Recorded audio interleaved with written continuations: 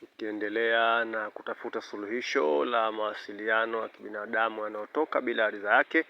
Tuendelee na swala la heart sensitive, yani mawasiliano ya moyo yanayotoka bila ridhaa binafsi. Anza taratibu kufundisha moyo kwa kusemeza. Moyo ni kitu ambacho kwamba hakiwezi pupa wala hakiwezi fosi ama hakilazimishwi. Kinafundishwa taratibu kama vile mtoto mdogo mwenye upole. Ufundishe moyo kwamba ni heri kubakia katika nafsi yangu, ni heri kujijenga katika nafsi yangu, na unapotoka moyo kuelekea kwenye kitu ama vitu, basi hakikisha kwamba ni jambo la msingi ambalo kwamba linastahiki. Usihamie kwa watu ukaniacha mimi. Utajua jinsi gani ya kuweza kuongeza vizuri zaidi kuliko mimi katika hali ya kusemeza moyo, lakini utoe moyo katika mawasiliano yasiyofaa. Asante.